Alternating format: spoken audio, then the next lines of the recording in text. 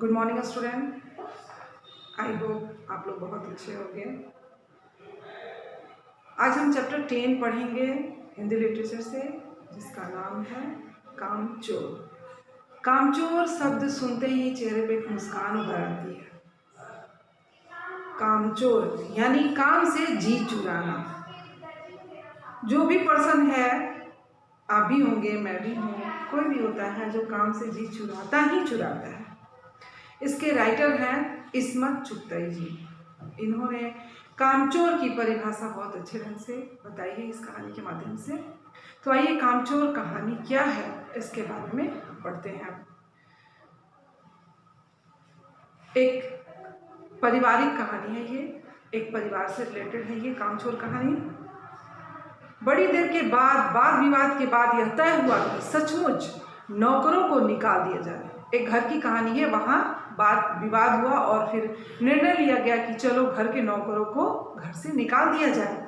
आखिर ये छोटे मोटे जो काम है वो किस काम के हैं? हिलकर पानी नहीं पीते। छोटे मोटे काम हैं जो नौकर ही करते हैं, तो वो किस काम के हैं? वो तो हमें कर लेना चाहिए। हम हिलकर पानी भी नहीं पीते हैं, उसके लिए भी हमने नौकर रखा है। तो चलो आज से एक संकल्प लेते हैं कि अपने घर से नौकरों को निकाल दें और जितने भी काम हैं हम खुद ही करें, यानी अपना काम स्वयं करें। इन्हें अपना काम खुद करने की आदत होनी चाहिए। सभी व्यक्ति को अपना काम खुद करने की आदत होनी चाहिए।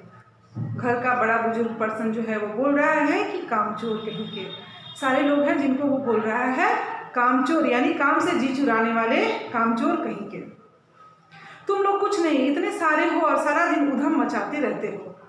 तुम लोग तो इतने सारे हो, मिलकर कुछ कोई भी काम कर सकते हो। तुम्हारा तो काम सिर्फ बस यही है कि सारे दिन उधम मचाते रहना। और सचमुच तब हमें ख्याल आया कि हम आखिर काम क्यों नहीं करते हैं। उस परिवार में जितने पर्सन हैं जो काम नहीं करते हैं, उनको समझ में आया कि चल आखिर हम लोग काम क्यों नहीं करते हैं। नौकर पानी पीने में अपना पानी या अपना काम पानी करने में क्या हर्ज है, और उसमें खर्च भी कोई नहीं है। इसलिए हमने तुरंत सिर हिलाकर पानी पीना शुरू कर दिया, अपना काम खुद करना शुरू कर दिया। हिलने में धक्के भी लग जाते हैं और किसी के बदौलत हम हिलने में हमें धक्के भी लगते हैं, और दबौल तो नहीं थे हम, मतलब दबौल यानी हम यहाँ पे मारपीट तो करने नहीं आए हैं, दबंग तो है नहीं, धक्का दे और सह जाए। हम कोई दबौल है नहीं कि हमें कोई धक्का दे दे और हम सह जाए। लीजिए, पानी के मटकों के पास ही घमासान युद्ध छिड़ गया। जितने भी बच्चे थे पानी के घड़े के पास ही उनमें युद्ध छिड़ गया। सुराहियाँ उधर लुढ़की, सुराहियों में जो पानी भर के रखा हुआ था वो इधर उधर लुढ़कने लगी। मटके इधर गए, कपड़े भींगे सो अलग। मटके गिर गए, फुट भी गए, और कपड़े भींगे सो अलग। यह भला काम करेंगे? अम्मा ने निश्चय किया। इतनी बर्बादी देखकर अम्मा ने वहीं से निश्चय किया कि ये सारे भला काम करेंगे? बिल्कुल भी नहीं करेंगे। करेंगे कैसे नहीं, देखो जी। फिर कोई उसी परिवार का पर्सन है, वो बोला कि करेंगे क्यों नहीं, देखो जो काम नहीं करेगा उसे रात का खाना हरगिज नहीं दिया जाएगा। कोई बोलता है कि अरे काम क्यों नहीं करेंगे, अगर जो व्यक्ति काम नहीं करेगा उसे रात का खाना नहीं दिया जाएगा, समझे? या लीजिए, बिल्कुल शाही फरमान जारी कर हो गई। कोई पर्सन है जो शाही फरमान जारी किया कि जो काम नहीं करेगा उसे रात का भोजन नहीं दिया जाएगा। हम काम करने को तैयार हो गए, काम बताया जाए, हमने दुहाई दी। जो घर में पर्सन थे बच्चे, वो बोले कि हम काम करने को तैयार हैं, हमें काम बताई जाए। बहुत से काम है जो तुम कर सकते हो। बोला गया कि बहुत से ऐसे काम हैं घर में जो तुम कर सकते हो। मिसाल के लिए, यह दरी कितनी मैली हो रही है। उसी समय उनको बताया गया कि ये दरी जो है वो कितनी मैली हो रही है। आंगन में कितना कूड़ा पड़ा हुआ है, पेड़ों में पानी देना है, और भाई मुफ्त तो यह काम करवाए नहीं जाएंगे, तुम सबको तनख्वाह भी मिलेगा, यानी मुफ्त में तुमसे ये काम नहीं करवाए जाएंगे। जो ये काम नौकर करते थे अब तुमको करना है। जैसे नौकर को तनख्वाह दिया जाता था वैसे तुमको भी दिया जाएगा, मुफ्त में तुमसे काम नहीं ली जाएगी। अब्बा मियाँ ने कुछ काम बताए और दूसरे कामों का हवाला भी दिया।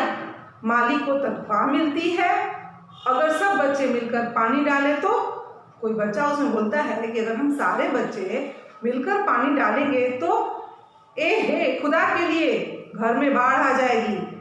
किसी ने मना किया, अरे नहीं, खुदा के लिए ऐसा तुम लोग करोगे तो घर में बाढ़ आ जाएगी। अम्मा ने याचना की। फिर भी तनख्वाह के सपने जो थे वो देखते हुए हम लोग काम पर लग गए। लालच था कि तनख्वाह मिलेगी। एक दिन फर्शी दरी पर बहुत से बच्चे जुट गए। एक जो फर्श पे दरी बिछा हुआ था उस पे सारे बच्चे जुट गए और चारों ओर से कोने पकड़कर झाड़ना शुरू कर दिया। 2-4 ने लकड़ियां लेकर अंधाधुंध पीटना भी शुरू कर दिया। सारा घर धूल से अट गया। जो दरी पे धूल था वो सारा घर में फैल गया। खांसते खांसते सब बेदम हो गए। सारी धूल जो दरी पर थी वो फर्श पर भी थी। सबके सिरों पर जम गई, नाकों और आंखों में घुस गई। बुरा हाल हो गया सबका। सब लोग तुरंत आंगन में निकल गए। वहाँ हम लोगों ने फौरन झाड़ू देने का फैसला कर लिया। बच्चों ने फैसला किया कि चलो झाड़ू दे दिया जाए। झाड़ू क्योंकि एक ही थी, वहाँ पे झाड़ू एक थी और तनख्वाह लेने वाले उम्मीदवारों की संख्या ज़्यादा थी, इसलिए क्षण भर में झाड़ू के पुर्जे पुर्जे हो गए, झाड़ू के टुकड़े टुकड़े हो गए। जितनी सीखें जिसके हाथ में पड़ी वह उतनी ही उल्टे सीधे हाथ मारने लगा। अम्मा ने सिर पीट लिया, भाई ये बुजुर्ग काम करने दे तो ना हम काम करें। बच्चे बोल रहे कि अरे ये बुजुर्ग हमें काम करने देंगे तब तो हम काम करेंगे।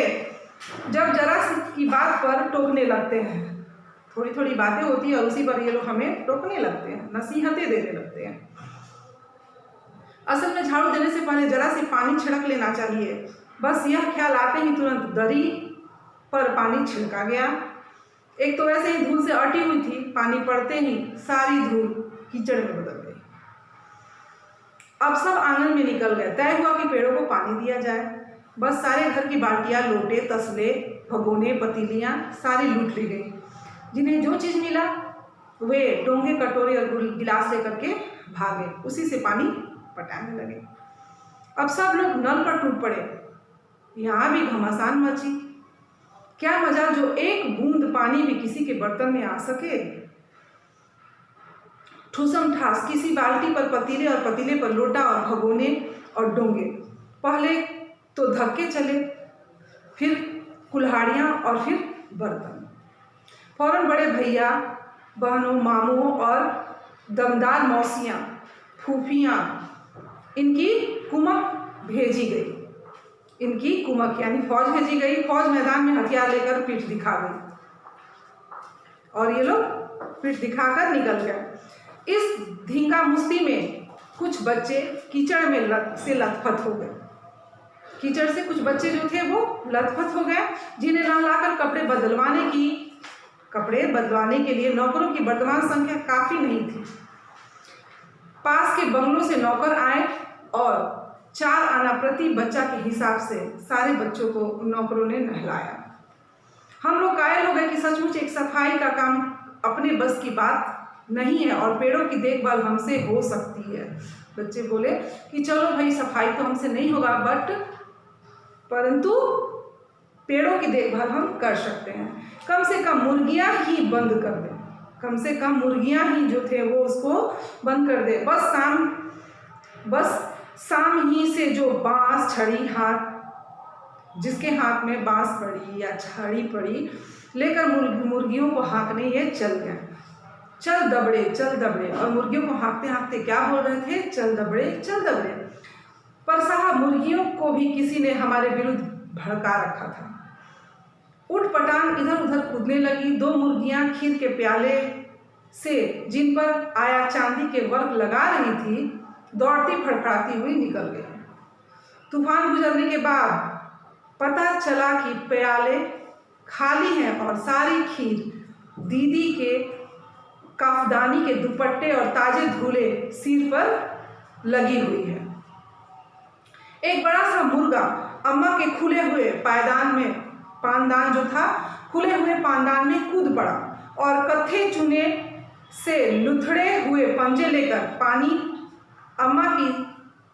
नानी अम्मा की सफ़ेद दूध जैसी चादर पर छापे मारता हुआ निकल गया। एक मुर्गी दाल की पतीली में छपाक मारकर भागी और सीधी जाकर कहाँ गिरी? मोरी में। ऐसी तेजी से फिसली कि सारी कीचड़ मौसी जी के मुंह पर पड़ी, जो बैठी हुई हाथ मुंह धो रही थी। मोरी पे ही मौसी जी बैठी थी और ऐसी मुर्गी वो गिरी कि सारी धूल मिट्टी कीचड़ जो थी मौसी जी के चेहरे पर चली गई। इधर सारी मुर्गियां बेनकेल यानी बिना लगाम के ऊंट बनी और चारों तरफ उधम मचा रही थी। एक भी दबड़े में जाने के लिए राजी न थी। इधर किसी को सूझी कि जो भेड़ें आई हुई हैं लगे हाथ उन्हें भी दाना खिला दिया जाए। किसी को सूझा कि चलो यहाँ जो भेड़ें हैं उनको भी खाना खिला दिया जाए। दिन भर भेड़ जो थी भूखी हुई थी। दाने का सूप देखकर जो सबकी सब झपटी। जितनी भी भेड़ें थी बहुत भूखी थी और जब दाने का सूप देखी तो वो सारे एक ही साथ सूप पर झपटी तो वहां से भाग जाना ही ठीक जान पड़ा। लस्टप पस्टप तख्तों पर चढ़ गई। दाना खाने के लिए तख्तों पर वो चढ़ गई। पर भेड़ चाल जो थी वो मशहूर है। अगर एक अगर तख्त पर चढ़ती है तो वो दूसरी भी उसी पे चढ़ेगी, तीसरी भी उसी पे चढ़ेगी, यानी जितनी भी भेड़ें होंगी वो सब एक ही तख्त पे चढ़ती हैं। इसलिए बोला जाता है कि भेड़ की चाल जो है वो मशहूर होती है। अगर रास्ते से भेड़ जा रही हो और आप बीच में एक बेंच रख दे, एक भी भेड़ अगर बेंच के ऊपर से चढ़ के जाती है तो पीछे से जितनी भी भेड़ें होंगी वो सारी उसी बेंच को पार करते हुए जाएंगी। उनकी नज़र तो बस दाने के सूप पर जमी हुई थी। पलंगों को फलांती, बर्तन लुढ़काती, साथ वो सारी भेड़ें तख्त पे चढ़ गई। तख्त पर बानी देवी का दुपट्टा फैला हुआ था, जिस पर गोखरी चंपा और सलमा सितारे रखकर बड़ी दीदी मुगलानी बुआ को कुछ बता रही थी। भेड़ें बहुत निसंकोच सबको रौंदते हुए मेघलों का छिड़काव करते हुए दौड़ गई। जब तूफान गुजर चुका तो ऐसा लगा जैसे जर्मनी की सेना टैंक और बमबार सहित उधर से छापा मारकर गुजर रही हो। जहां से सूप गुजरा, भेड़ें शिकारी कुत्तों की तरह सूंघती हुई उस पर हमला करती हुई निकल गई।